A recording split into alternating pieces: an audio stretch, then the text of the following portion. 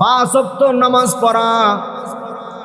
আল্লাহর নবীর একজন প্রিয় সাহাবী হযরত আনাস রাদিয়াল্লাহু তাআলা আনহু, তিনি বলেন, আমি একজন গরিব মানুষ, আমার টাকা নাই, পয়সা নাই, দন্দলত কোনো কিছুই নাই, কিন্তু আমার মনের ভিতরে একটা দুঃখ। দুঃখটা কি? কোন নবীকে আজও পর্যন্ত একবেলা দাওয়াত দিয়ে খাওয়াইতে পারলাম না, এই দুঃখ আমার মনের ভিতরে। এই কথা চিন্তা ভাবনা করে করে আনাস রাদিয়াল্লাহু তাআলা আনহু প্রতিদিন ঘরের মধ্যে বসে বসে কান্না করে। আনাস রাদিয়াল্লাহু তাআলা আনহুর মা ডাক দিয়ে বলে, সন্তান আমার, কেন তুমি কান্না করো? দৈনন্দিন তুমি চোখের পানি ছেড়ে ছেড়ে খাবার সামনে আসলে কান্না করো। আনাস রাদিয়াল্লাহু তাআলা আনহু ডাক দিয়ে বলে, আম্মা জান, আমি কান্না করি, মনের ভিতরে একটা কষ্ট। আনাস রাদিয়াল্লাহু তাআলা আনহু মা ডাক দিয়া বলেন, কি কষ্ট? মক্কা মদিনার এমন কোন সাহাবী নাই যারা আমার নবীকে এক লুকমা খানা খাওয়ায় নাই, কিন্তু আমি অদম, আজও পর্যন্ত আমার নবীকে একবেলা খানা খাওয়াইতে পারলাম না। এই চিন্তা ভাবনা করে আনাস রাদিয়াল্লাহু তাআলা আনহু যখন কান্না শুরু করলো, তার কান্না দেখে মায়ের চোখ দিয়েও কান্নার পানি ঝরঝর করে পড়তেছে। আনাস রাদিয়াল্লাহু তাআলা আনহু মা ডাক দিয়া বলে, ও আনাস, তুমি কান্না করিও না, যাও যাও আমার নবীকে দাওয়াত দিয়ে আসো, আজকে আমার নবীকে দাওয়াত খাওয়ায় দিম। সুবহানাল্লাহ পড়েন। আনাস রাদিয়াল্লাহু তাআলা আনহু বলেন, ঘরের মধ্যে কোনো খাবার নাই, একবেলা খানা খাইতে পারলে আবার দ্বিতীয় বেলা খানা খাওয়ার মতো তৌফিক আমাদের নাই। নবীকে দাওয়াত দিব কি দিয়ে আমার নবীরে খাওয়াইবা মা? আনাস রাদিয়াল্লাহু তাআলা আনহু যখন এই কথা বললেন, মা জবাব দিয়া বলে, ও আনাস, পালের মধ্যে তাকা দেখ, পালের মধ্যে একটা বকরি আছে, যেই বকরির দুধ দহন করে আমাদের অভাবে সংসার চালাই। আনাস রে, পালের বকরিটা জবাই করে নবীকে দাওয়াত খাওয়ায় দিম, যাও যাও দাওয়াত দিয়ে আসো। আনাস রাদিয়াল্লাহু তাআলা আনহু খুশি হইয়া দিলেন দরমায়ার নবীর দরবারে। ইয়া রাসূলুল্লাহ, ওগো আল্লাহর নবী, আমার মা দাওয়াত করেছেন, আপনি আমার বাড়িতে আজকে খানা খাইবেন, দাওয়াত কবুল করুন। আল্লাহর নবী সাথে সাথে দাওয়াত কবুল করলে। লম্বা ঘটনা সংক্ষিপ্ত করতেছি, যারা নামাজ পড়ে না তারা কত নিকৃষ্ট এটা বোঝাবার জন্য। আপনার আমার নবী বাড়িতে চলে আসলেন, খানা পিনা করলেন, সুন্দর তরকারি গোশত দিয়া নবীজি খানা খাইলেন। খানা খাওয়ার পরে আনাস রাদিয়াল্লাহু তাআলা আনহুকে আল্লাহর নবী বলেন, আনাস, আমি তো জানি তুমি গরিব মানুষ, তোমার টাকা নাই, পয়সা নাই, দন্দলত কোনো কিছুই নেই, তুমি এত সুন্দর খাবারের ব্যবস্থা করলে, এটা কিভাবে সম্ভব হলো? আনাস রাদিয়াল্লাহু তাআলা আনহু মাথাটারে নিচের দিকে ঝুঁকায়া চোখের পানি ছেড়ে ছেড়ে কান্না করে আমার নবী ডাক দিয়ে বলে, আনাস, তোমাকে আমি প্রশ্ন করেছি, জবাব দাও। আনাস রাদিয়াল্লাহু তাআলা বলেন, নবী গো, আপনাকে একবেলা দাওয়াত খাওয়ানোর জন্য আমি আনাস একদিন নয়, 2 দিন নয়, বহুদিন মালিকের দরবারে কান্না করেছি। আল্লাহ তাআলা আজকে আমাকে তৌফিক দিয়ে দিয়েছেন, এই জন্য আপনাকে খানা খাওয়ানোর ব্যবস্থা হয়ে গেছে। আল্লাহর নবী বলেন, তাহলে বলো কিভাবে ব্যবস্থা হলো? আনাস রাদিয়াল্লাহু তাআলা আনহু তখন বলেন, নবী গো, আমি যখন আপনার মহব্বতে পড়ে খানা খাওয়ানোর জন্য কান্না করি, মা বলছে পালের বকরিটা জবাই করে আপনারা দাওয়াত খাওয়ানোর জন্য। পালের বকরিটা জবাই করে নবী গো, যেই বকরি দিয়ে অভাবে সংসার চালাইতাম, দুধ দোয়ান করে সংসার চলতো, ওই সংসারের বকরিটা জবাই করে আপনারে দাওয়াত খাওয়াইছি। আল্লাহর নবীর চোখ দিয়া জরজর করে টপকায়া টপকায়া জমিনের মধ্যে তার মহব্বত দেখা দেখা পানিগুলো বের হয়ে যাইতেছে। হে মুসলমান বাবারা, পর্দানিশী মা বোনেরা, একটু মনোযোগ দিয়ে শুনবেন। মুবারক বেবে পানি দাড়ি মুবারক গুলো ভিজে গেল। আল্লাহর নবী বলেন, আনাস তুমি যদি আমাকে সাধারণ তরকারি দিয়া খানা খাওয়াইতা আমি নবী তো তোমার প্রতি খুশি থাকতাম, কেন তুমি পালের বকরিটা জবাই করছো? আনাস রাদিয়াল্লাহু তাআলা বলেন, নবী গো যদি পারতাম কলিজা ভুনা করে খাওয়াইতাম। ইয়া রাসূলুল্লাহ, এটা আমার কাছে কোনো বিষয় না। আল্লাহর নবী ডাক দিয়ে বলেন, আনাস তোমার কথায় আমি নবী খুশি হয়ে গেছি। আজকে তুমি আমার কাছে যা চাইবা, তুমি গরিব মানুষ, তোমার যেমন টাকা নাই পয়সা নাই দ্বন্দ্বলত কোনো কিছুই নাই, আমিও আমার টাকা নাই পয়সা নাই দ্বন্দ্বলত কোনো কিছুই নাই, তারপর আমি নবী বলতেছি আজকে তুমি আমার কাছে যা চাইবা আমি তা দিয়া তোমার দণ্ড করে দেব। এই কথা বলার পর আনাস রাদিয়াল্লাহু তাআলা চিন্তা ভাবনা করে কি চাওয়া যায় নবীর কাছে, চিন্তা ভাবনা করিয়া বলেন, নবী গো আমরা অনেকে ভাবতে শুরু করছি যে দিন শিক্ষা শুধু মাদ্রাসায়, দিন শিখবে মাদ্রাসার ছাত্ররা, এলেম শিখবে মাদ্রাসার হুজুররা, এলেম বিতরণ করবে মাদ্রাসার হুজুররা, আর আমরা সাধারণ মানুষ যারা আমাদের কোনো এলেমের প্রয়োজন নেই। এমন একটা দোকার মধ্যে আমাদের অধিকাংশ মুসলমান এই দোকার মধ্যে পড়ে দিন শিক্ষা থেকে মাহরুম হয়ে যাচ্ছে। এখন আমার কথা বুঝে থাকলে বলেন, দিন শিক্ষা করা শুধু হুজুরদের জন্য ফরজ না প্রত্যেক মুসলমান নরনারী সকলের জন্য ফরজ? জবান খুলে বলতে হবে, কাদের জন্য ফরজ? সকলের জন্য দিন শিক্ষা করা ফরজ। তবে সকলের জন্য মুফতি হওয়া ফরজ না। একটু ভালো করে বুঝবেন, সবার জন্য হাফেজ হওয়া ফরজ না, সবার জন্য মাওলানা হওয়া ফরজ না, সবার জন্য মুফতি হওয়া ফরজ না। তবে সকলের জন্য এলেম, প্রয়োজনীয় এলেম শিক্ষা করা ফরজ। আল্লাহ রাসূল বলেন, তালাবুল ইলমি ফারিদাতুন আলা কুল্লি মুসলিম। এলেম তলব করা, এলেম অন্বেষণ করা প্রত্যেক মুসলমান নরনারী সকলের জন্য ফরজ। শুধু টুপিওয়ালার জন্য না, শুধু মাদ্রাসার ছাত্রদের জন্য না, এলমে দ্বীন শিক্ষা করা, প্রয়োজনীয় এলেম শিক্ষা করা প্রত্যেক মুসলমান নরনারী সকলের জন্য ফরজ। আপনি নামাজ পড়বেন, নামাজ সম্পর্কে এলেম শিক্ষা করা ফরজ। হে মুসলমান বলেন, নামাজের মধ্যে ফরজিয়ত আছে না নাই? ফজরের নামাজ কয় রাকাত, জোহরের নামাজ কয় রাকাত, আসরের নামাজ কয় রাকাত, মাগরিব নামাজ কয় রাকাত, এশার নামাজ কয় রাকাত, এই জাতীয় ইলম শিক্ষা করা প্রত্যেক মুসলমান নরনারী সকলের জন্য ফরজ। তাহলে বলেন, আলেম হওয়ার জন্য ফরজ বলছি নাকি প্রয়োজনীয় ইলম শিক্ষা করা ফরজ? প্রয়োজনীয় ইলম শিক্ষা করা ফরজ। আপনি ব্যবসা করবেন, কোন ব্যবসা হালাল কোন ব্যবসা হারাম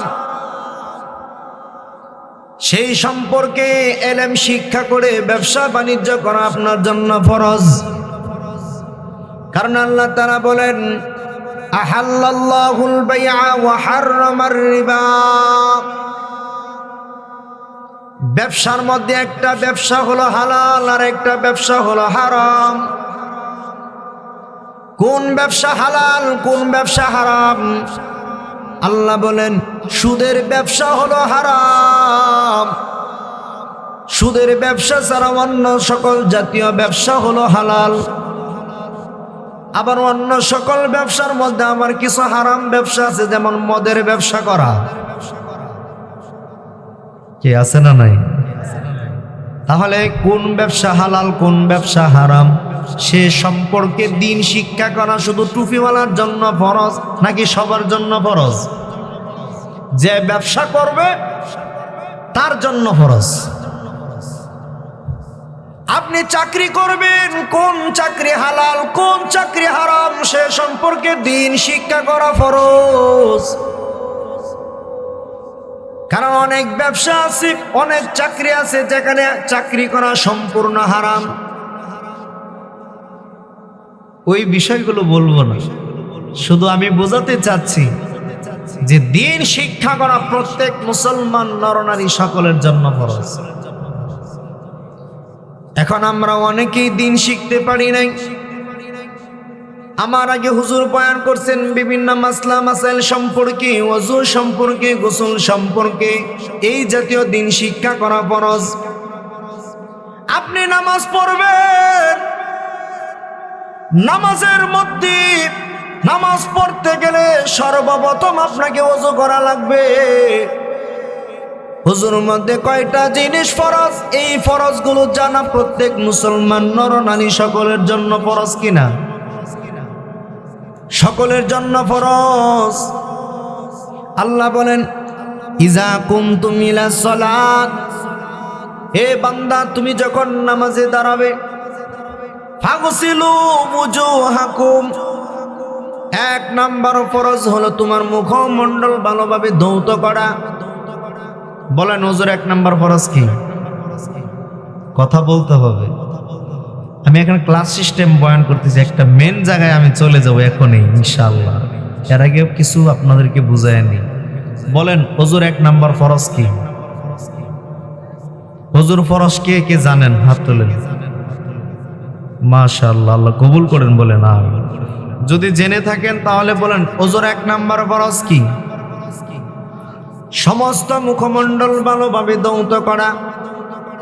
ওয়া আইদিয়াকুম ইলাল মারাফিক, আল্লাহ তাআলা বলেন বান্দা দ্বিতীয় নাম্বার ফরজ আমি আল্লাহ তাআলা বলে দিলাম উভয় হাতের কোণ পর্যন্ত ভালোভাবে ধৌত করা।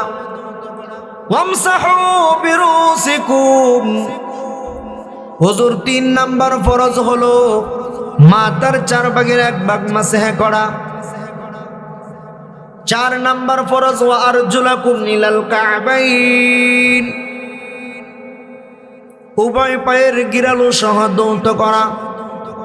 এই 4টা ফরজ প্রত্যেক মুসলমান নরনারী সকলের জন্য সুন্নত ওয়াজিব। ফরজ কোনটা? ফরজ। এই ফরজিয়াত ওযুর মধ্যে 4টা ফরজিয়াত পাইলাম। এই ফরজিয়াতগুলো মাদ্রাসার নুরানি মাকতবের ছাত্রদেরকে আমরা মুখস্থ করা দেই। এখন সাধারণ মানুষ যারা মাদ্রাসায় ভর্তি হতে পারে নাই, মাদ্রাসায় গিয়া দিন শিখতে পারে নাই, এখন তারা তো মাদ্রাসায় গিয়া ভর্তি হওয়া সম্ভব না। এখন চাইলেও সে মাদ্রাসায় ভর্তি হয়ে গিয়ে ওযুর পরও শিখতে পারবে না, কারণ লজ্জা, ব্যস্ততা, সংসার। কথা ঠিকই না? সাদা দাড়িওয়ালা হয়ে গেছে, মাদ্রাসার ছাত্রদের কাছে গেলে ছাত্ররা দাড়ির মধ্যে লইয়া টাট মারবো, শয়তানি করব। এখন আপনাদের জন্য মাদ্রাসা যাওয়া শোভা পায় না, যদিও মাদ্রাসায় যাওয়ার দরজা খোলা আছে, কিন্তু আপনাদের জন্য একটা মাদ্রাসা খোলা আছে। আলহামদুলিল্লাহ পড়েন। সেই মাদ্রাসা যেই সমস্ত মানুষগুলো বয়স্ক হয়ে গেছে, মাদ্রাসায় পড়ার এখন সুযোগ নাই, যে সমস্ত মানুষগুলো মাদ্রাসায় এখন যাইতে পারবে না, তাদের জন্য মাসে মাসে একটা মাদ্রাসা খোলা আছে। সেই মাদ্রাসার নাম হলো চলতি ফিরতি দাওয়াত ও তাবলীগ মাদ্রাসা। বলেন মাদ্রাসার নাম কি? চলতি ফিরতি। বলেন চলতি ফিরতি দাওয়াত ও তাবলীগ মাদ্রাসা। আমি মেন জায়গায় ঢুকতেছি, আমার আলোচ্য বিষয় এটা। সাধারণ মানুষের জন্য একটা মাদ্রাসা খোলা আছে, সেই মাদ্রাসার নাম হলো দাওয়াত ও তাবলীগ মাদ্রাসা। দারুল উলুম দেওবন্দের ছাত্র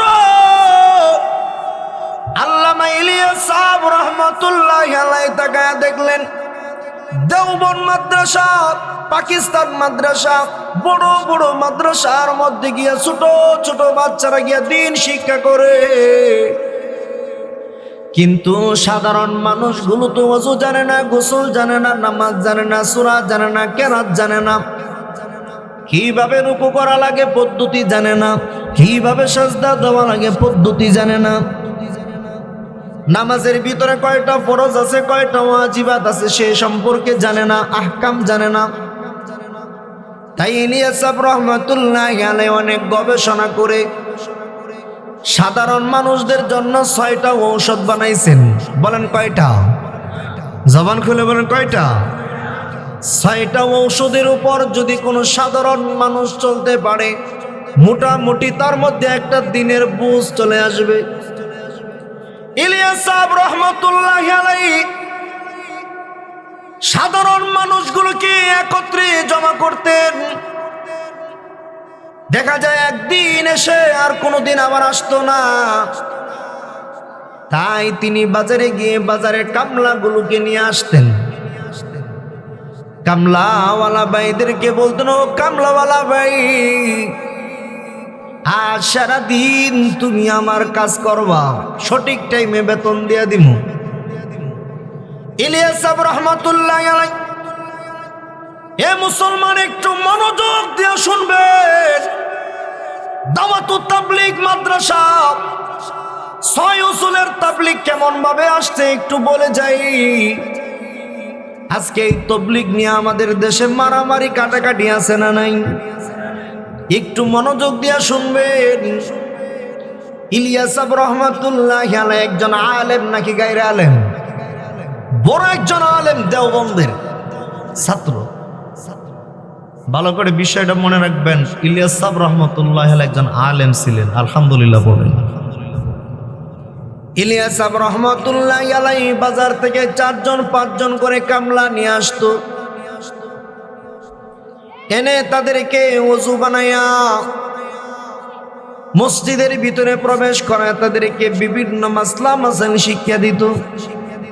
সারাদিন মাসলা মাসাইল শিক্ষা দেওয়ার পর বিকাল বেলা তারা বাড়িতে চলে যাবে। ইলিয়াস রহমাতুল্লাহি আলাইহি তার পকেট থেকে বেতন দিয়ে দেয়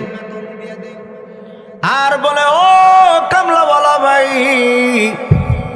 আগামীকালকে কিন্তু অন্য কারো বাড়িতে যাবা না কাজ করার জন্য, আমার কাছে চলে আসবা।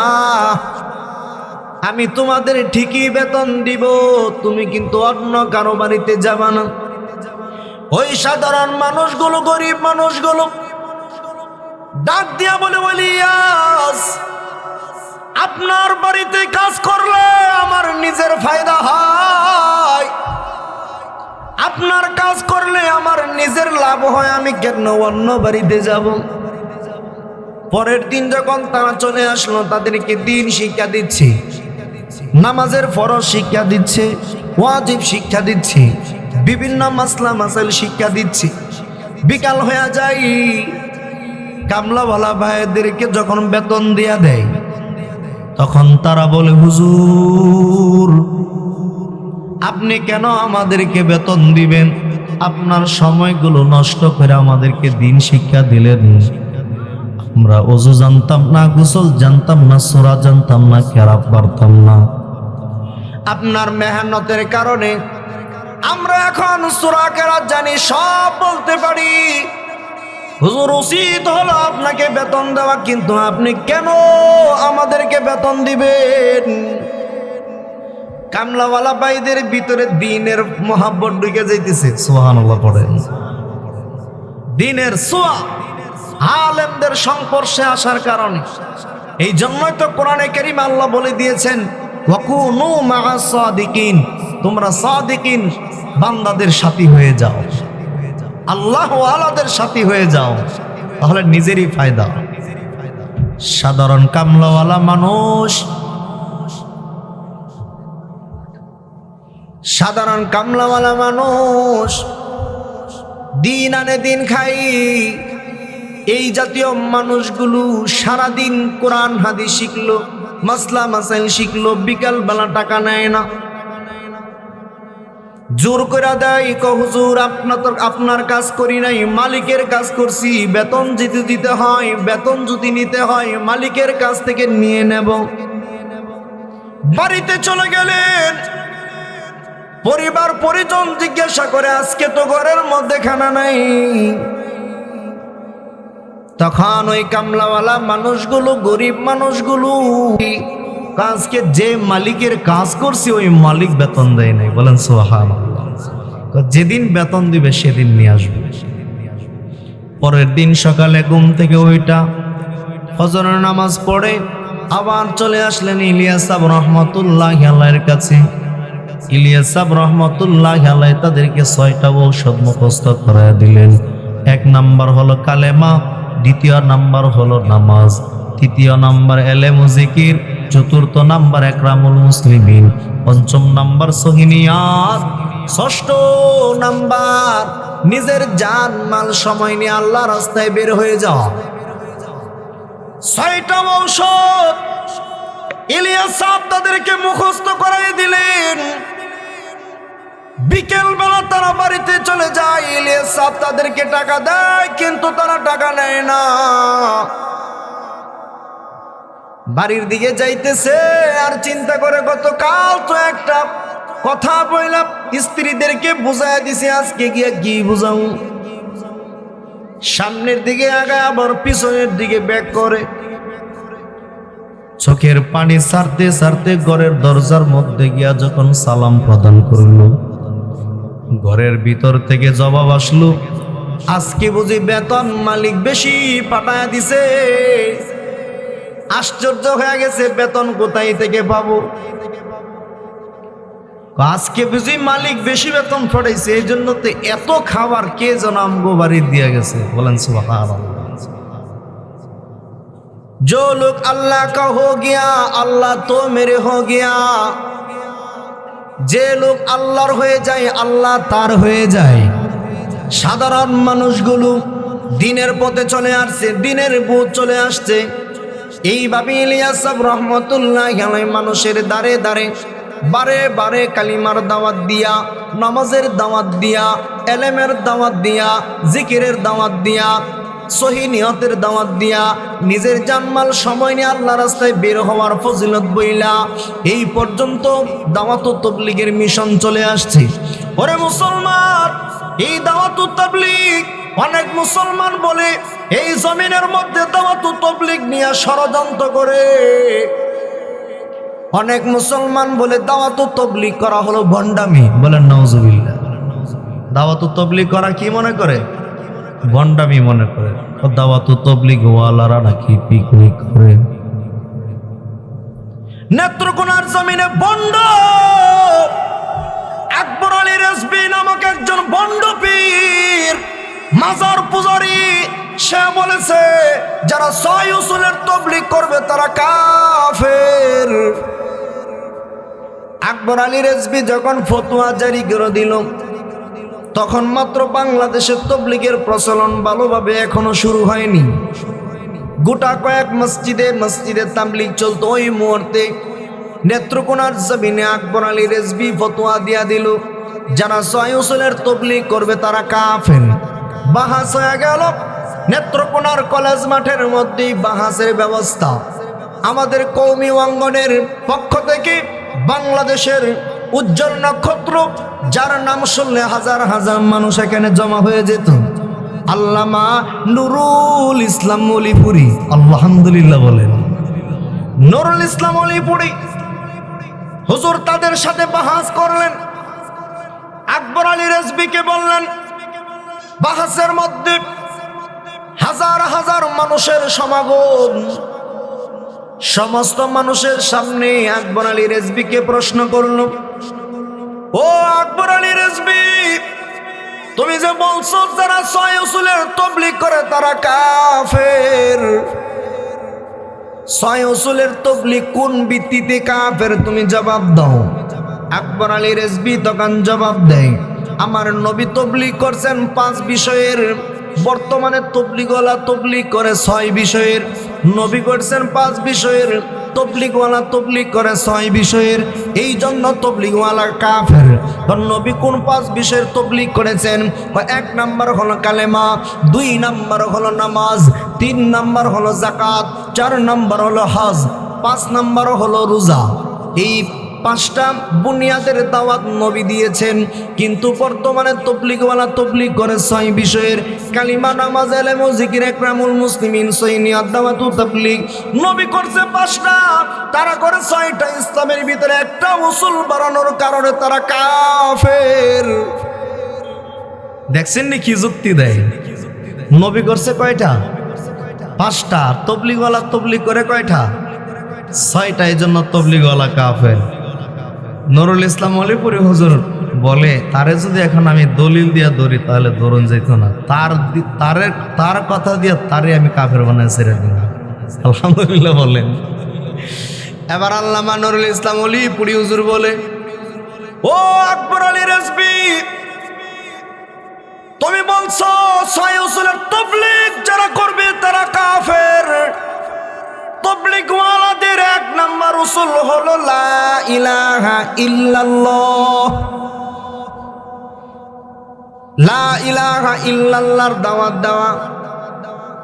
এই দাওয়াত শুধু তবলিগওয়ালাদের ছিল না, হযরত আদম নবীর কালিমা ছিল লা ইলাহা ইল্লাল্লাহ, মুসা নবীর কালিমা ছিল লা ইলাহা ইল্লাল্লাহ, নূহ নবীর দাওয়াত ছিল লা ইলাহা ইল্লাল্লাহ, ইদ্রিস নবীর দাওয়াত ছিল লা ইলাহা ইল্লাল্লাহ, শুআইব নবীর দাওয়াত ছিল লা ইলাহা ইল্লাল্লাহ, জাকারিয়া নবীর দাওয়াত ছিল লা ইলাহা ইল্লাল্লাহ, হারুন নবীর দাওয়াত ছিল লা ইলাহা ইল্লাল্লাহ, মুসা নবীর দাওয়াত ছিল লা ইলাহা ইল্লাল্লাহ, ইয়াকুব নবীর দাওয়াত ছিল লা ইলাহা ইল্লাল্লাহ, শুআইব নবীর দাওয়াত ছিল লা ইলাহা ইল্লাল্লাহ, ইব্রাহিম নবীর দাওয়াত ছিল লা ইলাহা ইল্লাল্লাহ, দাউদ নবীর দাওয়াত ছিল লা ইলাহা ইল্লাল্লাহ, ইব্রাহিম নবীর দাওয়াত ছিল লা ইলাহা ইল্লাল্লাহ, ইসমাইল নবীর দাওয়াত ছিল লা ইলাহা ইল্লাল্লাহ, ঈসা নবীর দাওয়াত ছিল লা ইলাহা ইল্লাল্লাহ। ও মুসলমান, এখানে আমরা যারা উপস্থিত আছি জবান খুলে বলেন, আমার নবীর দাওয়াত কি ছিল?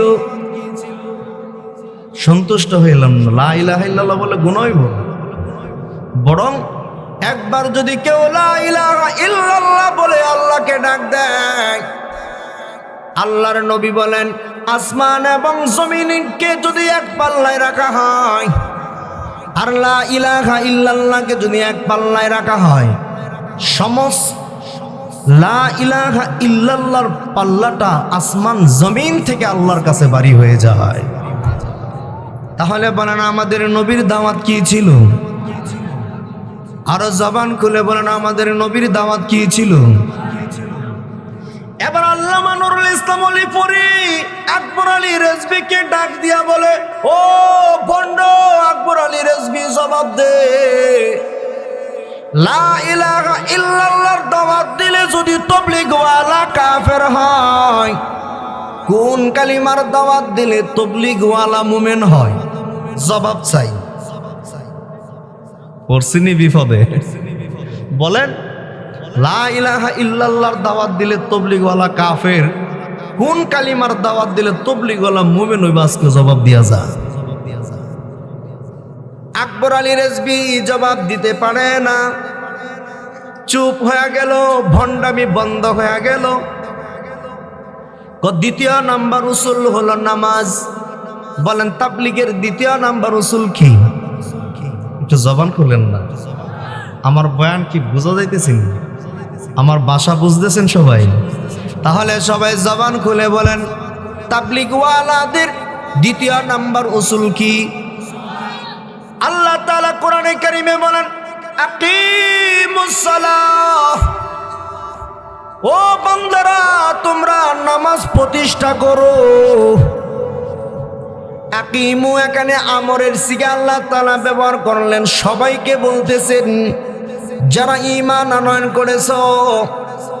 আমি আল্লাহ শুধু টুপিওয়ালাদেরকে বলি নাই নামাজ প্রতিষ্ঠা করো, আমি আল্লাহ শুধু হুজুরদেরকে বলি নাই নামাজ প্রতিষ্ঠা করো, আমি আল্লাহ শুধু তবলিগওয়ালাদেরকে বলি নাই নামাজ প্রতিষ্ঠা করো, আমি আল্লাহ সমস্ত মুমিন সমস্ত মুসলমানদেরকে বলতেছি আকিমুস সালাত, তোমরা নামাজ প্রতিষ্ঠা করো। তুমি নিজে নামাজ পড়লেই শুধু নামাজ প্রতিষ্ঠিত নয়, তোমার ঘরের মধ্যে নামাজ প্রতিষ্ঠা করো, তোমার সমাজের মধ্যে নামাজ প্রতিষ্ঠা করো, তোমার থানা ভিত্তিক ভাবে নামাজ প্রতিষ্ঠা করো, জেলা ভিত্তিক নামাজ প্রতিষ্ঠা করো, এমনকি সারা দেশের মধ্যে নামাজ প্রতিষ্ঠা করো। আকিমুস সালাত, তোমরা নামাজ প্রতিষ্ঠা করো।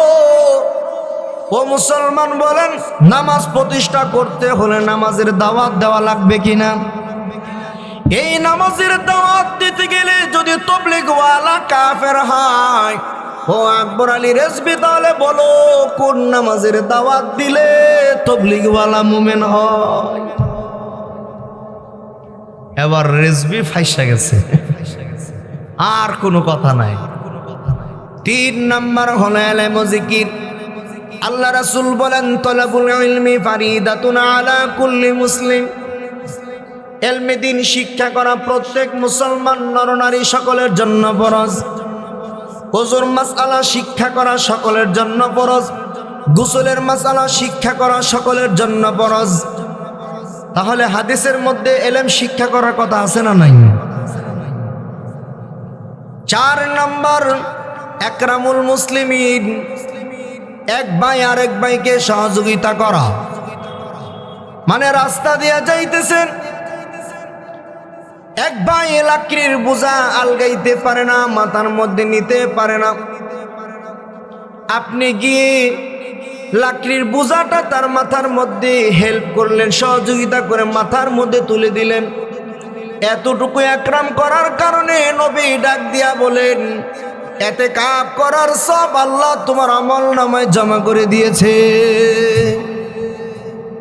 5 নাম্বার উসুল হলো সহিহ নিয়ত। বুখারী শরীফের যে হাদিসটা সর্বপ্রথম আনছেন, ইন্নামাল আমালু বিন্নিয়াত, নিয়তকে পরিশুদ্ধ করা, নিয়তকে সহি করে যদি আল্লাহর রাস্তায় একটা খেজুর পরিমাণ দান করা হয়, আর সওয়াবটুকু আল্লাহ বাড়ায় দিতে দিতে উহুদ পাহাড় পরিমাণ সওয়াব দিয়ে আল্লাহ তাআলা ভরপুর করে দেয়। আর নিয়তকে যদি গরমিল করে, উহুদ পাহাড় পরিমাণ কোন বান্দা যদি স্বর্ণ মুদ্রা দান করে, নিয়ত গরমিল হওয়ার কারণে চুল পরিমাণ নেক তার আমলনামায় জমা হবে না। ও মুসলমান, তাহলে বলেন নিয়তের দরকার আছে না নাই? এই একরামের, এই নিয়তের দাওয়াত দিলে যদি তাবলীগওয়ালা কাফের হয়, ও আকবর আলী রেজভী, তাহলে বলো কোন নিয়ত করলে তাবলীগওয়ালা মুমিন হয়? রেজভী সাহেব জবাব দিতে পারে না। 6 নাম্বার উসুল, নিজের জান মাল সময় নিয়ে আল্লাহ রাস্তায় বের হয়ে যাওয়া। আমি আমার টাকা খরচ করে আল্লাহ রাস্তায় গিয়ে আমি দ্বীন শিক্ষা করব, এতে কেন আমি কাফের হব?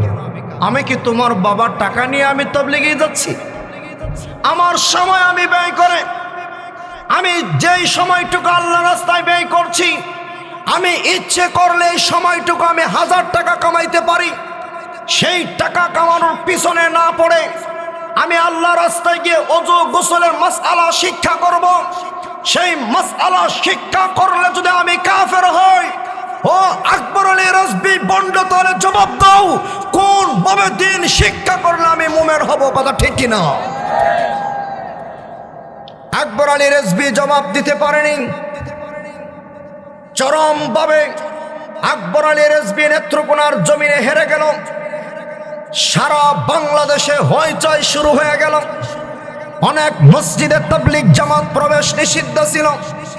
ওই বাহাসের পরেই আলহামদুলিল্লাহ উলামায়ে কেরামের তত্ত্বাবধানে, উলামায়ে কেরামের বয়ানের মাধ্যমে, উলামায়ে কেরামের মেহনতের মাধ্যমে, উলামায়ে কেরামের বাহাসের মাধ্যমে বাতিলদের সাথে মোকাবেলা করে বাংলাদেশের প্রত্যেকটা মসজিদে মসজিদে তাবলীগ জামাত প্রবেশ করার মতো ভূমিকা, সর্বোচ্চ ভূমিকা পালন করছে এই দেশের কওমি উলামায়ে কেরাম।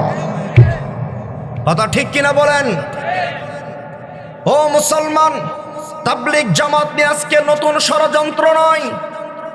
তাবলীগ জামাত নিয়ে এর আগেও ষড়যন্ত্র হয়েছিল। তাবলীগ জামাতের মতো একটি মুখলেস জামাত যখন সারা বাংলাদেশ সহ সারা বিশ্বের মধ্যে উন্মুক্তভাবে ইখলাসভাবে দাওয়াত দিয়ে যাচ্ছিল। ইহুদি খ্রিস্টানরা তখন ষড়যন্ত্র করে এই তাবলিগ জামাতের ভিতরে একটা বেজাল ঢুকাইয়া দিছে। এখন তাবলিগ জামাত দুই গ্রুপ, একটা হলো মূর্খের গ্রুপ আর একটা হলো আলেমদের গ্রুপ। হে মুসলমান, আমরা কোন গ্রুপে আছি? আলেমদের পক্ষে যাব না মূর্খদের পক্ষে যাব? সবাই জবান খুলেন, কার পক্ষে যাবেন? আলেমদের পক্ষে থাকতে হবে। আগামীকাল মঙ্গলবার 5 নভেম্বর যারা মূর্খতা নিয়ে এই দেশের মুসলমানদের ঈমান আমলকে নষ্ট করার জন্য, এই দেশের মুসলমানদের ঈমান আমলকে নষ্ট করার জন্য পাগড়ি মাথায় দিয়ে, জুব্বা গায়ে দিয়ে, নবীর সুন্নত মুখের মধ্যে লাগিয়ে, দরবেশের সুরত ধরে সাধারণ মুসলমানদের ঈমান আমলকে বিনষ্ট করার জন্য যেই সাদিয়ানি গ্রুপরা বাংলাদেশে মুসলমানদের ঈমান নিয়ে চিনিমিনি খেলছে, ওই সমস্ত মূর্খদের বিরুদ্ধে আগামীকালকে এই দেশের শীর্ষস্থানে উলামায়ে কেরাম আন্দোলনের ডাক দিয়েছে। ইনশাআল্লাহ ওই আন্দোলনের পক্ষে আমরা আছি তো ইনশাআল্লাহ। আল্লাহ আমাদেরকে কবুল করেন, বলেন আমিন। আলেম ছাড়া হয়েন না, তাহলে বিপদগামী হয়ে যাবেন। আলেমের পদ, আলেম ছাড়া আপনি তো ইমাম নামাজই পড়তে পারেন না। নামাজ পড়তে গেলে সেখানে আলেম লাগে, জানাজা পড়তে গেলে আলেম লাগে, বিয়ে শাদীর মধ্যে আলেম লাগে। একটা মানুষের জন্ম থেকে নিয়ে মৃত্যু পর্যন্ত প্রত্যেকটা কাজে কাজে আলেম লাগে। তাহলে আলেমদের বাহিরে যারা চলে যাবে নিশ্চিত তারা গুমরাহের পথ বেছে নিয়েছে। কথা ঠিক কিনা বলেন? অনেকে আবার বলে তবলিগ তো কোরআন হাদিসে নাই। তবলিগ কোথায় নাই? কোরআন হাদিসে নাকি তাবলিগ নেই। অথচ আল্লাহ তাআলা বলেন, ইয়া আইয়ুহার রাসূল বাল্লিগ মা উনজিলা ইলাইকা মির রাব্বিক। হে আমার রাসূল, আপনি তাবলিগ করুন। বাল্লিগ, আপনি তাবলিগ করুন। তাহলে কোরআনে কারিমে তাবলিগ আছে না নাই? এখন একটা হাদিস শোনায় দিচ্ছি, বুখারী শরীফ 2য় খণ্ড কিতাবুত তাফসীরের মধ্যে আছে। তাবলিগ শব্দ যারা বলে, তাবলিগ কোরআন হাদিসের মধ্যে নাই। একটু লক্ষ্য করে হাদিসটা বুঝবেন, মজা পাবেন। কিয়ামতের ময়দানে আল্লাহ তাআলা যখন হাসর নাসরের ব্যবস্থা করবেন, আমার নবীর উম্মত দিয়া আল্লাহ তাআলার আদালত উদ্বোধন করবে। আল্লাহ পাকের আদালত উদ্বোধন করার পরে আদালতকে ঘুরাইয়া হযরত নূহ নবীর দিকে নেওয়া হবে। কারণ নূহ নবী থেকে রিসালাতের সিস্টেম চলে আসছে, নূহ নবীর কাছে ওহী প্রেরণ হয়ে আসছে। নূহ নবীকে আল্লাহ তাআলা বলবেন, ইয়াউমা ইউদআ নূহুন ইয়াউমাল কিয়ামা। আল্লাহ তাআলা কিয়ামতের ময়দানে নূহ নবীকে ডাকবে। নূহ নবী বলবে, ফায়াকুলু লাব্বাইকা ওয়া সা'দাইকা ইয়া রাব্বি। ও আমার প্রতিপালক, আমি আপনার সামনে উপস্থিত। আল্লাহ তাআলা ডাক দিয়া বলবেন, নূহ হাল বাল্লাগতা। হে নূহ নবী, তোমাকে আমি 950 বছর হায়াত দান করেছিলাম। নূহ নবী রে, তোমার উম্মতের সংখ্যা অধিকাংশই দেখা যায় পাপিষ্ঠ, নাফরমান, কাফের ও বেঈমান। হাল বাল্লাগতা, তুমি কি তাবলীগ করো নাই? উলামায়ে কেরাম যারা আছে, হাল বাল্লাগতা এর অর্থটা বুঝে আসবে, তুমি কি দ্বীনের দাওয়াত পৌঁছাও নাই? তাবলীগ শব্দের অর্থ হলো পৌঁছায়া দেওয়া। তুমি কি তাবলীগ করো নাই? বুখারী শরীফ থেকে ইবারত বলতেছি, আমার জবান থেকে বানায়া বানায়া বলি নাই। ফায়াকুলু নাম। নূহ নবী বলবে, হ্যাঁ আমি তাবলীগ করেছি। আল্লাহ তাআলা এই বিষয়টাকে সত্যায়ন করার জন্য নূহ নবীর উম্মত হলো 2 ভাগে বিভক্ত। 40 জন পুরুষ এবং 40 জন মহিলা হলো মুসলমান, আর লক্ষ লক্ষ মানুষ হলো কাফের ও বেঈমান। আল্লাহ তাআলা বেঈমানদেরকে ডাক দিয়া বলবেন, হাল বাল্লাগাকুম। ও কাফেরের দলেরা, তোমাদের কাছে নূহ নবী কি দিনের দাওয়াত পৌঁছাই নাই? নূহ নবী কি তাবলীগ করে নাই? কাফেররা বলবে ফায়াকুলুনা মা আতানা মিন নাযীর, আয় আল্লাহ, আমাদের কাছে কোনো ভয় প্রদর্শনকারী নবী রাসূলগণ আসে নাই। নাউজুবিল্লাহ পড়েন। হে মুসলমান, বলেন নূহ নবী তাদের কাছে তাবলীগ করছে কিনা? বলেন, তাবলীগ করেছে, কিন্তু তারা নূহ নবীকে মানে নাই। অহংকার করে তারা কুফরির মধ্যেই তারা সীমাবদ্ধ ছিল। আল্লাহ তাআলা বলবেন, হে নূহ, তারা তো বলতেছে তুমি নাকি তাদের কাছে দ্বীনের দাওয়াত দাও নাই। তুমি যদি আজকে আমার হাত থেকে বাঁচতে চাও, তাহলে তোমার সাক্ষী উপস্থিত করো। তখন নূহ নবী বলবে, আমার 40 জন পুরুষ এবং 40 জন মহিলা আমার সাক্ষী রয়েছে। কাফেররা বলবে, আয় আল্লাহ, আমরা নূহ নবীর এই সাক্ষীকে আমরা মানব না। কেন? ও তার উম্মতরা তো তারে বাঁচাবার জন্য আমাদের কাছে মিথ্যা সাক্ষী উপস্থাপন করবে, এই জন্য আমরা এই সাক্ষী মানব না। আল্লাহ তাআলা তখন ডাক দিয়ে বলবেন, মাইয়া শাহাদুলাকা, হে নূহ, আল্লাহর আদালত থেকে যদি বাঁচতে তুমি চাও, তাহলে তোমার আরো কোন সাক্ষী উপস্থিত আসেনি? সুবহানাল্লাহ বলেন। নূহ নবী বলবে, ফায়াকুলু মুহাম্মাদুন ওয়া উম্মাতুহু, আমার সাক্ষী আছে মুহাম্মদ সাল্লাল্লাহু আলাইহি ওয়াসাল্লাম এবং তার উম্মতগণ। সুবহানাল্লাহ কইবেন না? এই কথাটা আল্লাহ তাআলা বলেন, وَكَذَلِكَ جَعَلْنَاكُمْ أُمَّةً وَسَطًا لِتَكُونُوا شُهَدَاءَ عَلَى النَّاسِ وَيَكُونَ الرَّسُولُ عَلَيْكُمْ شَهِيدًا। আল্লাহ তাআলা কোরআনে কারিমে বলে দেন সূরাতুল বাকারা 2য় পারা 1ম পৃষ্ঠার মধ্যে, হে মুহাম্মদ সাল্লাল্লাহু আলাইহি ওয়াসাল্লামের উম্মতগণ, আমি আল্লাহ তোমাদেরকে কত দামি উম্মত বানাইছি। জাআলনাকুম উম্মাতাও ওয়াসাতা, আমি আল্লাহ তোমাদেরকে মধ্যমপন্থা উম্মত বানাইছি। এই হাদিসের ব্যাখ্যায় বুখারী শরীফ 2য় খণ্ড কিতাবুত তাফসিরে ইমাম বুখারী রাহমাতুল্লাহি আলাইহি বলেন, মধ্যমপন্থা উম্মত, ওয়াসাতনের ব্যাখ্যা হল আল আদলু, ইনসাফগার উম্মত আল্লাহ তাআলা বানাইছে। ও কেমন ইনসাফগার উম্মত বানাইছে? ও মুহাম্মদের একজন ইনসাফগার উম্মত যদি চায় সারা পৃথিবীতে ইনসাফ কায়েম করার জন্য, আল্লাহর নবীর একজন উম্মতই যথেষ্ট সারা পৃথিবীতে ইনসাফ প্রতিষ্ঠা করতে। এত ইনসাফগার উম্মত কেন বানা দিয়েছে? আল্লাহ তাআলা পরবর্তী শব্দে বলেন, লিতাকুনু শুহাদা আলান নাস, যাতে করে তোমরা পূর্ববর্তী গণের পক্ষে তোমরা সাক্ষী হয়ে যেতে পারো।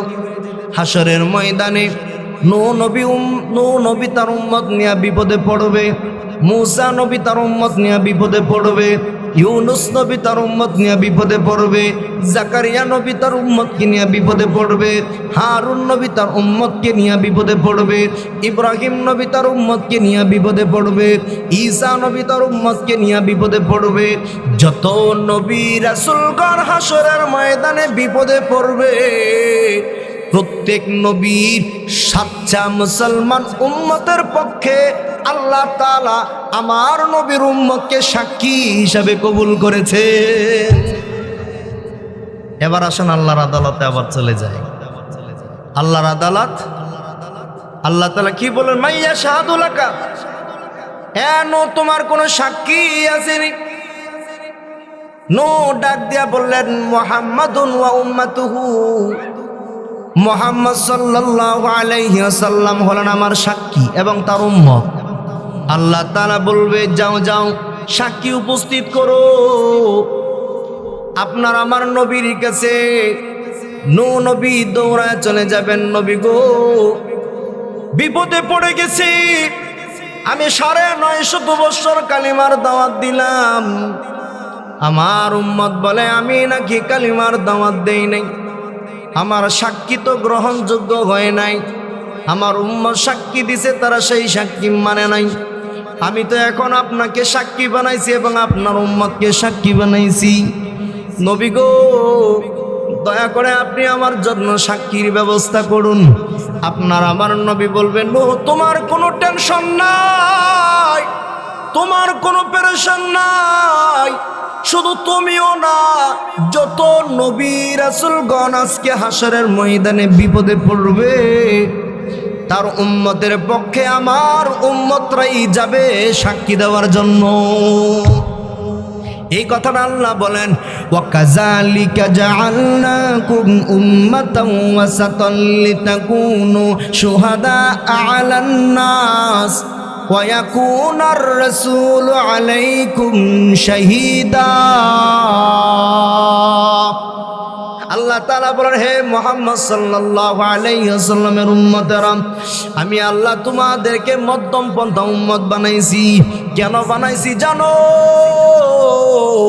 যাতে করে অন্য অন্য নবীগণের উম্মতের পক্ষে সাক্ষী দিতে পারো। তোমাদের সাক্ষীও যদি যথেষ্ট না হয়, ওয়ায়াকুনার রাসূল আলাইকুম শাহীদা, তোমাদের নবী তোমাদের পক্ষে সাক্ষী দিয়া দিবে। এই আয়াতের ব্যাখ্যায় আসুন আবার আল্লাহর আদালতে যাই। এই দিক দিয়া নূহ নবীকে আল্লাহর নবী বলবেন, হে নূহ, তুমি চলে যাও, তোমার উম্মতের পক্ষে সাক্ষী দেওয়ার জন্য আসতেছে আমার উম্মত। এই দিক দিয়ে হযরত আবু বকর সিদ্দিক রাদিয়াল্লাহু তাআলা আনহুকে আল্লাহর আদালতে পাঠিয়ে দিবেন। আল্লাহ তাআলার দরবারে যখন সাক্ষী দিবেন, কাফেররা বলবে, এই সাক্ষী আমরা মানি না। কেন মানো না? আবু বকর তো আমাদের জামানায় ছিল না, এই জন্য সাক্ষী মানি না। এখন পড়ছিনি বিপদে। আল্লাহ বলবে, তুমি তো ছিলে না, তাহলে কিভাবে সাক্ষী দিলে? তুমি যদি বাঁচতে চাও, যে তোমার পড়াইছে সে তারে নিয়ে আসো। আবু বকর সিদ্দিক রাদিয়াল্লাহু তাআলা আনহু আল্লাহর নবীর কাছে দৌড়ায়া চলে যাবেন, নবী গো, বিপদে পড়ে গেছি, আমি নাকি তাদের জামানায় ছিলাম না। আল্লাহর নবী বলেন, চিন্তার কোনো কারণ নয়, কারণ আল্লাহ বলেন, وَكَذَلِكَ جَعَلْنَاكُمْ أُمَّةً وَسَطًا لِتَكُونُوا شُهَدَاءَ عَلَى النَّاسِ। এতটুকু আয়াত দিয়া উম্মতের সাক্ষী গ্রহণযোগ্য। এবার নবী সাক্ষী দেওয়ার জন্য যাবে। আল্লাহ বলেন, ওয়ায়াকুনার রাসূলু আলাইকুম শাহীদা, তোমাদের রাসূলও সাক্ষী হয়ে যাবে। এবার এই আয়াতের ব্যাখ্যায় চলুন আল্লাহর আদালতে আবার চলে যাই। আল্লাহর আদালতে আপনার আমার নবী যখন দাঁড়ায় যাবে, আল্লাহ তাআলা বলবেন, নবী গো, আপনি কেন আজকে এত বড় আদালতে উপস্থিত হয়েছেন? আপনার আমার নবী ডাক দিয়া বলবে, ও মালিক ইয়াউমিদ্দিন, ও বিচার দিনের মালিক, ও আমার পরওয়ারদিগার আল্লাহ, আমি হযরত নূহ নবীর পক্ষে সাক্ষী দেওয়ার জন্য উপস্থিত হয়েছি। সুবহানাল্লাহ পড়েন। কি সাক্ষী দিবেন? ও সাক্ষী দিচ্ছি, নূহ নবী একদিন নয়, 2 দিন নয়, 100 বছর নয়, 200 বছর নয়, এক লাগাতরে 950 বছর কালিমার দাওয়াত দিয়েছে, তারা কালিমা পড়ে মুসলমান হয় নাই। তখন কাফেররা বলবে, আয় আল্লাহ, আমরা মুহাম্মদের সাক্ষীও মানি না। কেন মানো না? মুহাম্মদও আমাদের জামানায় ছিল না। তখন আল্লাহ তাআলা বলবেন, নবী গো, তারা তো ঠিকই বলেছে, আপনি তো তাদের জামানায় ছিলেন না, তাহলে কেন আপনি সাক্ষী দিলেন? কিভাবে দিলেন? এত বড় পাওয়ার আপনাকে কে দান করছে? এবার আপনার আমার নবী ডাক দিয়া বলবেন, ও দয়াময় আল্লাহ, এই পাওয়ার কোন নবী রাসূল আমাকে দেয় নাই, এই পাওয়ার কোন ফেরেশতা আমারে দেয় নাই, এই পাওয়ার স্বয়ং আল্লাহ নিজে আপনি আমাকে দান করেছেন। আল্লাহ বলবেন, আমি দান করেছি কিভাবে বলেন? আমি যখন দুনিয়াতে ছিলাম, 40 বছর পার হওয়ার পর নবুয়ত কে দান করছে? আল্লাহ তাআলা বলবেন, আমি দান করেছি। 23 বছর হায়াত পেয়েছি, 23 বছরে 30 পারা কোরআন কে নাজিল করেছে? আল্লাহ বলবেন, আমি নাজিল করেছি। তখন নবী বলবেন, 30 পারা কোরআনের মধ্যে 114টি সূরা কে নাজিল করেছে? আল্লাহ বলবেন, আমি নাজিল করেছি। নবী তখন বলবেন 114টি সূরার মধ্যে সূরাতুন নূহ কে নাজিল করেছে? আল্লাহ তাআলা বলবেন নূহ নবীর নামে সূরা আমি আল্লাহ নাজিল করেছি। নবী বলবেন আপনি যদি সূরাতুন নূহ নাজিল করে থাকেন, সূরাতুন নূহ থেকে আমি সাক্ষী দিচ্ছি কোরআনে কারিমে আপনি জানায় দিয়েছেন নূহ নবী তাদের কাছে কালিমার দাওয়াত দিয়েছে, তারা কালিমা পড়ে মুসলমান হয় নাই। আল্লাহর নবী সাক্ষী যখন এইভাবে উপস্থাপন করবে, আল্লাহ বলবেন পয়গম্বর ঠিকই বলেছেন, আপনার সাক্ষী সত্য, আপনার উম্মতের সাক্ষীও সত্য। নূহ নবী তাদের কাছে তাবলীগ করেছে, কিন্তু কাফের বেঈমানগুলো তারা কালিমা পড়ে মুসলমান হয় নাই। এখন আল্লাহ যখন এই কথা বলে দিবে, তখন কাফেররা বলবে আল্লাহ আসলে আমরা কাছে তাবলীগ করছি, কিন্তু আমরা পাবলিক হয়েছিলাম, আমরা তাবলীগ গ্রহণ করি নাই, মূসা নবীর দাওয়াত আমরা কবুল করি নাই, এই জন্য আমরা আজকে কাফের ও বেঈমান হয়ে গেলাম। তাহলে এই লম্বা হাদিস থেকে বলেন তাবলীগের কথা হাদিসের মধ্যে আছে না নাই? সবাই জবান খুলে বলেন আছে না নাই? তাহলে তাবলীগ অবশ্যই সত্য। তাবলীগ অস্বীকার করার মতো কোনো মায়ের বেটাই জমিনের মধ্যে জন্ম হয় নাই। এই জন্য মুসলমান সাধারণ মানুষদের জন্য দুইটা মাদ্রাসা, সাধারণ মানুষের জন্য একটা মাদ্রাসা খোলা আছে, সেই মাদ্রাসা হলো দাওয়াতুত তাবলীগী মাদ্রাসা। মাসে 3 দিন এক সাল করে লাগিয়ে দিন শিক্ষা করার উত্তম একটা পথ খোলা রয়েছে, সেটা হলো দাওয়াতুত তাবলীগ মাদ্রাসা। পারবো তো ইনশাআল্লাহ? আলেমদের সাথে থাকবো তো ইনশাআল্লাহ? 5 ওয়াক্ত নামাজ পড়বো তো ইনশাআল্লাহ? 5 ওয়াক্ত নামাজ পড়া তাবলীগের সর্বোচ্চ দাওয়াতের মধ্যেই দাওয়াতটাই থাকে 5 ওয়াক্ত নামাজ পড়া। আজকে আমাদের সমাজের অধিকাংশ মানুষ এখন নামাজ ছেড়ে দিচ্ছে, নামাজ পড়ে না, নামাজের সাথে তার কোনো খেয়াল নাই। নামাজের কথা বললে মুসরায়া দুমসরায়া কোন রকম বাইল বেটে দিয়ে চলে যায়। মসজিদের ইমাম সাহেব যখন দাওয়াত নিয়ে যায়, ভাই আসুন না নামাজে, হুজুর আপনি মসজিদে যান, আমি আইতেছি। এ কথা বলে বলে পিছলায় যাইতেছে। মান খাদা খুদা, যে দুকা দেয় সে নিজেই দুকা খা। এই নামাজ থেকে সে মনে করতেছে আমি বাইসা গেলাম, আসলে সে বাঁচতে পারছে না, তার উপর আযাব নিজে নিজে টাইনা আনতেছে। এই জন্য প্রিয় হাজিরিন, 5 ওয়াক্ত নামাজ পড়া, মসজিদের সাথে সব সময় মনটারে লটকায় রাখা।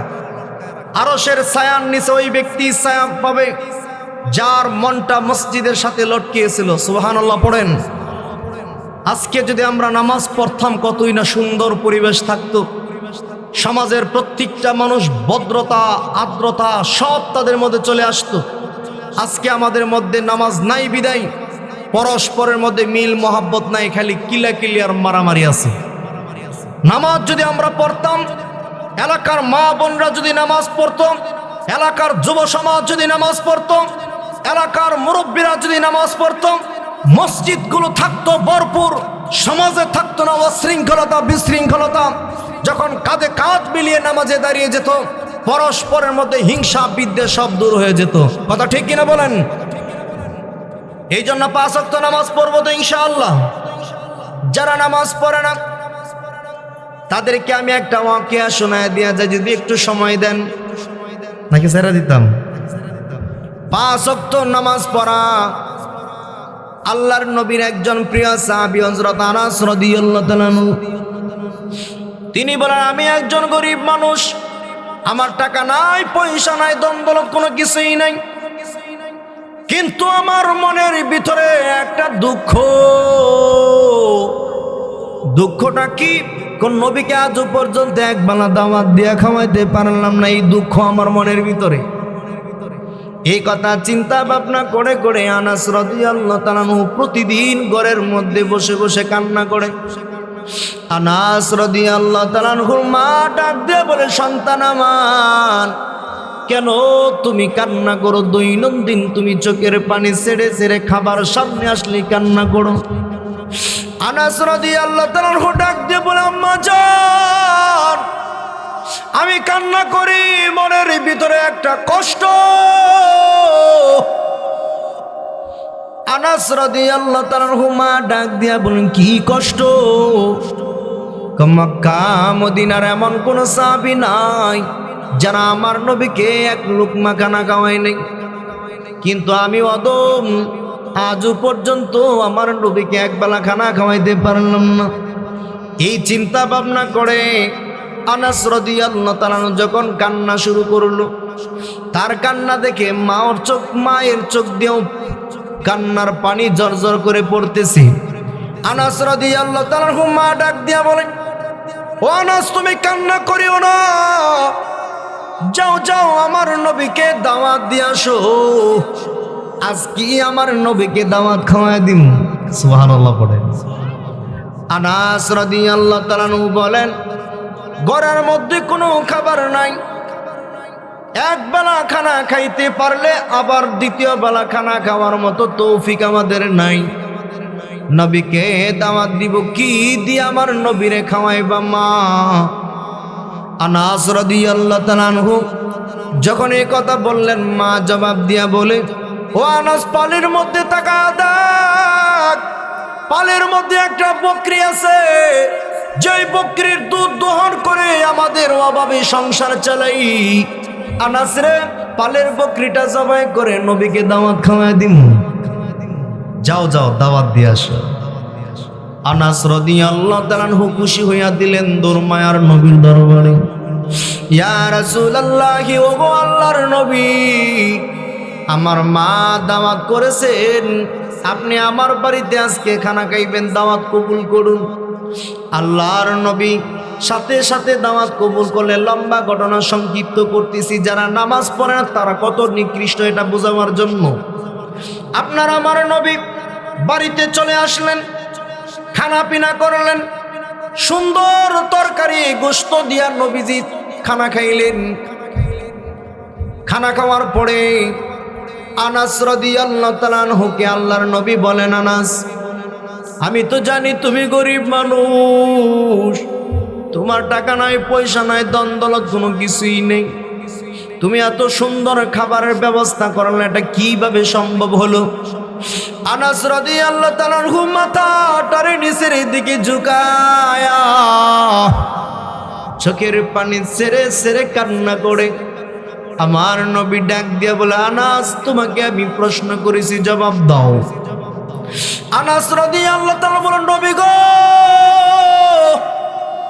আপনাকে একবেলা দাওয়াত খাওয়ানোর জন্য আমি আনাস একদিন নয়, 2 দিন নয়, বহুদিন মালিকের দরবারে কান্না করেছি। আল্লাহ তাআলা আজকে আমাকে তৌফিক দিয়ে দিয়েছেন, এই জন্য আপনাকে খানা খাওয়ানোর ব্যবস্থা হয়ে গেছে। আল্লাহর নবী বলেন, তাহলে বলো কিভাবে ব্যবস্থা হলো? আনাস রাদিয়াল্লাহু তাআলা আনহু তখন বলেন, নবী গো, আমি যখন আপনার মহব্বতে পড়ে খানা খাওয়ানোর জন্য কান্না করি, মা বলছে পালের বকরিটা জবাই করে আপনারা দাওয়াত খাওয়ানোর জন্য। পালের বকরিটা জবাই করে নবী গো, যেই বকরি দিয়ে অভাবে সংসার চালাইতাম, দুধ দোয়ান করে সংসার চলতো, ওই সংসারের বকরিটা জবাই করে আপনারে দাওয়াত খাওয়াইছি। আল্লাহর নবীর চোখ দিয়া জর করে টপকায়া টপকায়া জমিনের মধ্যে তার মহব্বত দেখা দেখা পানিগুলো বের হয়ে যাইতেছে। হে মুসলমান বাবারা, বর্তমানে মা বোনেরা একটু মনোযোগ দিয়ে শুনবেন। আল্লাহর নবীর চোখ মুবারক বে পানি দাঁড়িয়ে মুবারক গুলো ভিজে গেল। আল্লাহর নবী বলেন, আনাস, তুমি যদি আমাকে সাধারণ তরকারি দিয়া খানা খাওয়াইতা, আমি নবী তো তোমার প্রতি খুশি থাকতাম, কেন তুমি পালের বকরিটা জবাই করছো? আনাস রাদিয়াল্লাহু তাআলা বলেন, নবী গো, যদি পারতাম কলিজা ভুনা করে খাওয়াইতাম। ইয়া রাসূলুল্লাহ, এটা আমার কাছে কোনো বিষয় না। আল্লাহর নবী ডাক দিয়ে বলেন, আনাস, তোমার কথায় আমি নবী খুশি হয়ে গেছি, আজকে তুমি আমার কাছে যা চাইবা। তুমি গরিব মানুষ, তোমার যেমন টাকা নাই, পয়সা নাই, দন্দলত কোনো কিছুই নাই, আমিও আমার টাকা নাই, পয়সা নাই, দন্দলত কোনো কিছুই নাই, তারপর আমি নবী বলতেছি আজকে তুমি আমার কাছে যা চাইবা আমি তা দিয়া তোমার দণ্ড করে দেব। এই কথা বলার পর আনাস রাদিয়াল্লাহু তাআলা চিন্তা ভাবনা করে কি চাওয়া যায় নবীর কাছে, চিন্তা ভাবনা করিয়া বলেন, নবী গো, আমি আপনার কাছে টাকা চাই না, পয়সা চাই না, দ্বন্দ্বলত কোনো কিছুই চাই না। আল্লাহর নবী বলেন, তাহলে কি চাও? তখন আনাস রাদিয়াল্লাহু তাআলা বলেন, নবী গো, ওই যে হাসরের ময়দান, লক্ষ লক্ষ কোটি কোটি মানুষের সমাগম, ইয়াউমা ইয়াফিরুল মারউ মিন আখিহি ওয়া উম্মিহি ওয়া আবিহি ওয়া সাহিবাতিহি ওয়া বানি। ওই হাসরের ময়দানে ভাই ভাই থেকে পলায়ন করবে, ভাই বোন থেকে পলায়ন করবে, বোন ভাই থেকে পলায়ন করবে, স্বামী স্ত্রী থেকে পলায়ন করবে, স্ত্রী স্বামী থেকে পলায়ন করবে, বন্ধু বান্ধব থেকে পলায়ন করবে। সেদিন কেউ কারো পরিচয় দিবে না, এমনকি সমস্ত নবীগণ পর্যন্ত নফসি নফসি করবে।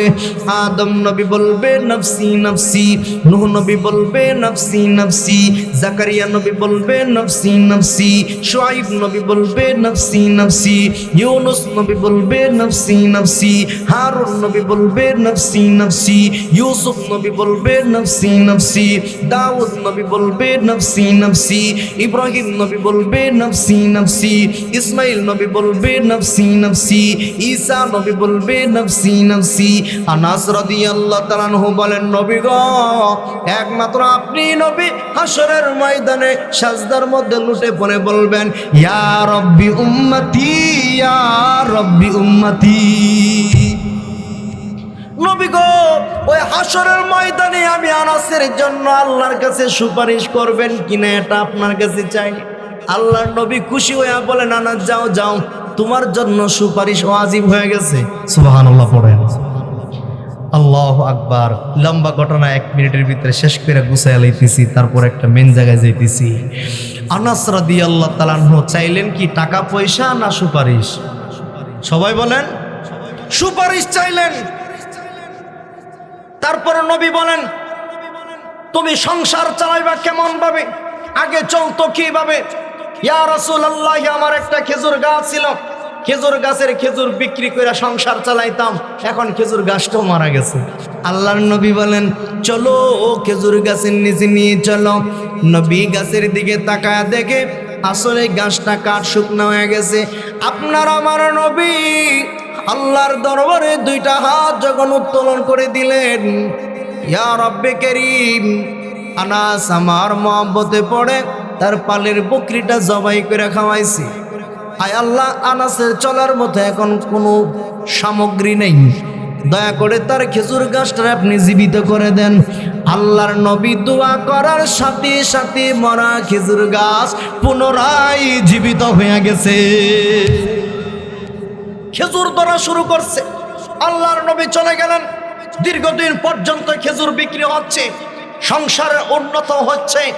হঠাৎ করে তাকায় দেখে গাছ মারা যাচ্ছে, গাছটা আগের মতো শুকনো হয়ে যাইতেছে, ডালগুলো জয়রা জয়রা পড়ে যাইতেছে, খেজুরগুলো পড়ে যাইতেছে। আনাস রাদিয়াল্লাহু তাআলা টেনশনে পড়ে গেলেন, এটা হচ্ছে কোন কারণে? আল্লাহর নবীর কাছে গিয়া বলেন, নবী গো, যেই গাছের জন্য আপনি দোয়া করেছেন গাছ তো আবার মারা যায়। আমার নবী বলেন, না না, গাছ তো মারা যাওয়ার কথা নয়, যেই গাছের জন্য আমি রহমাতুল লিল আলামিন দোয়া করে আসছি। আল্লাহর নবী চলে আসলেন গাছের নিচে, এসেই দেখেন গাছটা আসলে দিন দিন মারা যাইতেছে। আমার নবী পেরেশান হয়ে গেলেন, কোন কারণে গাছটা মারা যায়? তখন জিবরাইল আমিন আসিয়া বলেন, নবী গো, গাছটা যে মারা যাইতেছে জানেন কোন কারণে গাছটা দিন দিন মারা যায়? নবী বলেন, লা আলামুল গায়বা, আমি তো গায়েব জানি না। সুবহানাল্লাহ বললেন। তাহলে গাছটা কেন মারা যাচ্ছে? গাছটা মারা যাচ্ছে, গাছের উপরে তাকায় দেখেন একটা মৃত ব্যক্তির শরীরের হাড্ডি লটকানো আছে। তো এটা এমন একটা নিকৃষ্ট হাড্ডি, শয়তান কবরস্থান থেকে একটা বেনামাজি পাপিষ্ট নাফরমানের শরীরের হাড্ডি এনে গাছের মধ্যে লটকায় দিছে। এই হাড্ডির পাওয়ারে গাছটা দিন দিন মারা যাইতেছে।